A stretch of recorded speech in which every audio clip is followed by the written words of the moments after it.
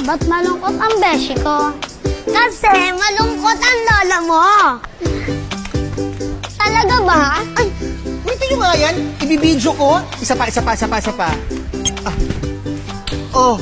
Ngayong araw nga malungkot ako. Kasi naman, ako na naman yung magtitinda ng tindahan. Natutulog pa kasi si mama. Kaya ako muna magbubukas ngayong hapon. Wala na nga pasok yung mga bata dito. Kaya sobrang ingay na ulit. Mula umaga hanggang gabi. Kaya tuloy hindi na ako nakakatulog ng hapon. Kapag ganitong oras din, gahanap na rin ako ng kakainin ko sa tindahan. Medyo nagsasawa na nga din ako sa paninda ni mama. Buti na nga lang, meron din ako nakitang bata nagtitinda ng turon. Bili na daw ako. Kasi halos paubos na daw yung paninda niya. Para maubos na din daw. Bumili nga ako ng dalawa. Yung isa para sa'yo yan. Syempre yung isa para sa akin. Kumuha na din pala ako sa chiller na maiinom. Sakto tong malamig na soft drinks. Sa turon na medyo mainit-init pa. Susulitin ko na yung pagkain dito. Kasi natutulog din si mama. Ilang araw na din ako hindi nakakapagtinda. At ilang araw na din ako hindi nakakain sa tindahan. May tumawag pala sa akin kanina. Darating na daw yung matagal kong hinihintay. Nung tumawag yung taong yun, yung smile ko abot tenga. Tinabi ko na nga muna yung isang turon. Kunin mo na lang dito sa tindahan. At huwag mo na rin kalimutang bayaran. Chot! Kapag pala nagtitinda ako dito, halos maturo ko na yata lahat ng mga tinitinda ni mama. Wala pang tumatama. Kaya minsan, gusto ko na lang papasukin yung bumibili. At ako yung bibili. Siya yung magtitinda. Charot! Sa mga oras nga na yan, yung tumatakbo sa isip ko, bakit ang tagal naman dumating nung hinihintay ko? Pag nainip pa ako maya-maya, papaikutin ko na yung oras para mabilis na din dumating. Naiinip na nga ako dito. Di ko na kaya maghintay. Kaya pumunta na muna ako sa sala. Naganap ako ng relo. Kasi papaikutin ko na tong orasan. Para mapabilis na din yung oras. Sobrang tagal din kasi nila. Para kagad na din silang dumating. Ang maayos ko na ngayong orasan, lumabas na din ako. Nararamdaman ko kasi na nandyan na sila. Eto pala yung matagal ko nang hinihintay. Hindi yung mga bata Yung silver play button ko. Ang tagal ko na gusto magkaroon ng ganito. Noong pandemic pa. Kaya nagpagawa na lang ako sa Quiapo. Charot! Galing to sa YouTube. Gusto daw nila makita. Sabi ko sa kanila, i-unbox ko muna. Dito na pala ako sa tindahan mag-unbox. Kasi dito rin nagsimula yung journey ko sa pagbablog. Hindi kayo nanonood sa YouTube, no? Kuya, pakita mo nga kami, kuya. Wala, wait lang, unbox ko muna. YouTuber o YouTuber? O kaya ano? Wala nyo, anong kulay? Sige. White. Kaya yellow. Anong yellow? Kulay white yan, kulay Hindi, white. kulay white muna. Ay, gray. White sexy. Ay, ano yan? Sky gray. Ay, white. Hindi ko na kanina yan eh. Parang walang away. White. Ang basahin nyo nga TikTok o Facebook. Bis! Ay, YouTube. YouTube. Gusto ko yun. Nag-vlog ako pag Pag nagpa-vlog kayo, magkakaganto kayo. Hindi na YouTuber. Uy, Wala pa. hindi na YouTube. Tingnan mo lang. White. Ay, white. Pedalo ka, be. Ay na, di ba? Ay, ganda. Galing. Kuya nga ako na lang. Bakit na lang yan? Wait lang, basahin ko muna to, ano? Pinaghirapan niyo pa yan dyan. Oo, basahin natin to, ano? Huwag kayong maingay pag natutulog ako. No. Napapanood ko puro lato-lato. Bigar pala siya, no? Sa susunod, ganito na niya, no? Mabigat yan eh. Ayan, ganyan. Yan. Tapos yun yung maliit.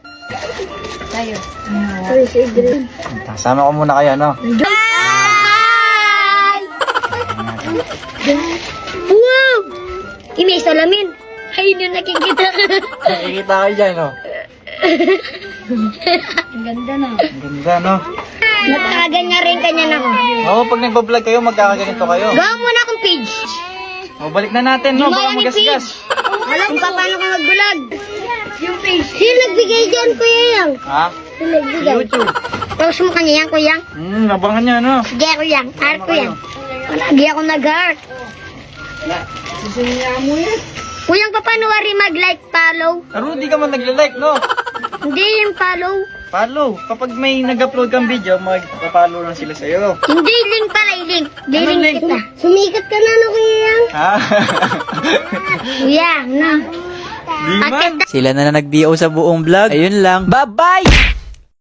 Ngayong araw nga makukuha ko ng scholarship ko. Last year pa ako gumraduate, pero ngayon lang na-release yung allowance namin sa scholarship. Bago nga ako pumunta sa dati naming school, pumunta na muna ako dito sa shop. Dito na ako magpiprint ng ibang requirements para hindi na rin ako magpapaprint mamaya. Yung dating school ID lang naman yung kailangan, kaya heto lang din yung dadalhin ko mamaya. Marami pala ako yung scholarship nung nag-aaral ako. Pangatlo na yata tong scholar sa mga na-receive ko. Simula nang natapos ako, kaya kapag may nagte-text galing sa scholarship, asahan nyo na maganda yung gising ko nun. Hindi yun, chawot. Sobrang sikip pala ng daan dito sa amin, kaya pinapapark ko ko na muna yung sasakyan. Pero kung malapit lang din naman yung pupuntahan, nagko-commute na lang ako. Lalo na kapag wala naman masyadong dalang gamit. Kasama ko din pala yung videographer ko. Bago nga ako pumunta ng school, naganap na muna ako ng pwedeng pasalubong. Para kunwari galing ako ng abroad. Charot! Pupuntahan ko yung dati ko naging advisor. At saka yung mga teacher ko sa marketing. Nagtrabaho din kasi ako sa school namin. Tawag sa amin doon, marketing. Halos nag-graduate na nga din yung mga iba kong kasama. At may iba't ibang trabaho na din. Habang ako tambay pa rin sa bahay. Chawot! Ay totoo pala yun. Pero yung isa kong ka-marketing, dito na rin siya nagtrabaho. Masyado nga niya minahal yung school namin. Kaya ayaw na daw niyang iwan. Chawot! Nagpatulong ako kay Maymay para kunin yung scholarship ko. Nahihiya kasi akong kumuha ng ayuda. Chawot! Wala nga masyadong estudyante ngayon. Kasi pag ganitong oras din ng klase. Pero ngayon, oras ko muna para kumuha na ng scholarship. Bago ko nga makuha yung allowance, meron lang silang pinapirma dito. At nabigay na din yung matagal kong hinihintay. Lalo pa nga ako natuwa dyan. Kasi meron pa daw sa second sem. Eto mga na-release daw. First sem pa lang daw to. Paalam na muna pala ako kay Maymay. At bumaba na muna ako. Kinuha ko na nga yung binili ko kanina. Kasi pupuntahan ko na yung dati kong advisor. Nasa third floor yung faculty. Kaya dumiretso na muna ako dito. Para kung nagtuturo man siya sa ibang klase, meron akong pwedeng pagtanungan. BSBA din pala yung kinuha kong course dito sa school. Si Ma'am Cha din pala yung nag-convince sa akin na ako yung maging representative ng BSBA sa Lakan. Kaya nung nanalo yung department namin sa pageant, sobrang saya namin. Lalo na ako, exempted ako sa exam. Bumaba pala ako ng second floor. Kasi andito daw sa room 202 si Ma'am Cha. Eto pala si Ma'am Cha, yung dati ko naging advisor. 4 na taon ko din siya naging teacher. At 4 na taon din ako naging pasaway sa kanya. Sabi nga sa akin ni Ma'am, pumayat daw ako. At sabi pa nga niya sa ate ko, lagi daw ako nagti-TikTok. Naalala ko pa nga, bago ako pumasok ng school noon, magpo-post muna ako sa TikTok. Pagtapos noon, takbo diretso ng school.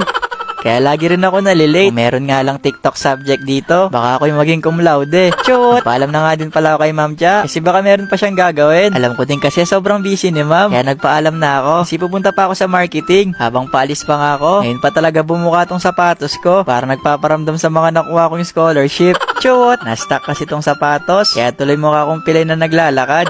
Friday pa lang ngayon, kaya naka-civilian din yung mga estudyante. Bawat madaanan ko nga, tinatanong ko na pilay ako. Sabi ko naman sa kanila, nagutom na yung sapatos ko. Pero bago ako pumunta sa office ng marketing, nagpalit na muna ako ng sapatos. Buti na lang may extra akong dala sa loob. Di na pala ako aakyat kasi andito lang yung office ng marketing. Dito din pala ako dati nagtatrabaho. Minsan dito kami sa front desk. Pero madalas pumupunta kami ng school. Wala nga daw sila ma'am ngayon. Pumunta daw sa ibang school. Kaya iniwan ko na lang din sa marketing. Naabutan ko pa yung kaklase ko. Nakakuha din siya ng scholar. Magpapababa na lang daw siya sa San Fernando. Pagkarating nga namin sa San Fernando, mamimili sana ako ng grocery para kay mama. Kasi sumahod din ako nung isang araw sa Facebook. Kaso nga lang sobrang daming tao ngayon. Lalo na uwian din ng mga estudyante. Kaya lumipat muna kami sa intersection para doon na muna mamili. Shoutout pala sa mga estudyanteng to. Sana mag-aral kayong mabuti. Hindi pala alam ni mama na ipag-grocery ko siya. Mamimili lang kami ni ate dito para makabawi ako sa mga kinuha ko sa mga paninda niya. At saka yung mga ibang stock na din sa bahay. Minsan kasi ginagawa na din namin pantry yung tindahan. Shoutout na din kay kuya. Napanood daw niya yung mga vlog ko. Yung mga ibang binili ko din pala dito. Yung iba para sa akin din yan. Pero halos kay mama rin yan tsaka kay papa. Kukunin ko sana tong napkin. Kaso di na pala kailangan ni mama. Gusto ko sanang ASMR tong vlog na to. Kaso medyo maingay dito. Kaya wala tuloy akong choice kung hindi mag voice over sa buong video. Di ko tuloy alam kung anong ikwento ko pa dito. Binila ko na rin palang vitamin tsaka food supplement si papa. Pagkatapos ko nga makapili, miretso na din ako sa counter. Habang pinapapunch ko nga yung mga napamili namin ni ate, order na din siya na makakain namin. Nagugutom na din kasi kami. Di rin kasi kami kumain kaninang umalis kami sa bahay. Kaya dito na lang din kami kakain. Medyo masarap muna pala yung kakainin namin ngayon. Kasi sumahod din ako nung isang araw sa Facebook. Kaya susulitin muna namin ngayon. Pagkatapos nga namin kumain, tinake out din namin yung mga hindi namin naubos kanina. Inilisan na nga lang din namin. Kasi may pupuntahan pa kami. Kaya pagkatapos nga namin nakapamili, dumiretso na kami dito sa simbahan. Dito kami nagsisimba tuwing linggo. Lalo na kapag nandito kami sa Pampanga. Yung palang scholarship na na-receive ko galing school, idodonate ko rin siya dito sa church namin. Ayun lang. Bye-bye!